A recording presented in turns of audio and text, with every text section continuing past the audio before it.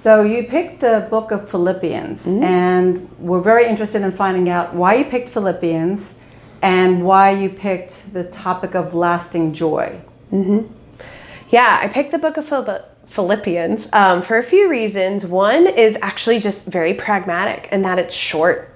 You could come to a Women in the Word, very familiar Philippians or not at all, and you could sit down and read the entire book in maybe 30 minutes, maybe less time. It's short. You can actually wrap your hands around it. Even though we won't be doing sessions from every single verse of the book of Philippians, you could really understand it yourself quickly on your own. But secondly, I picked it because of the theme of joy that is throughout the book of Philippians. I was reading in the ESV Study Bible about it, and they describe Philippians as being full of exuberant joy. And I like that adjective that they picked because it is. Paul is writing this letter from prison. You would not expect it to be full of exuberant joy, and yet it is.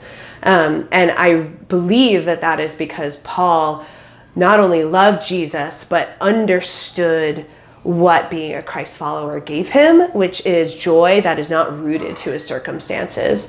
And so I wanted to also pick something in the scriptures that would leave women feeling and knowing and understanding that joy more fully.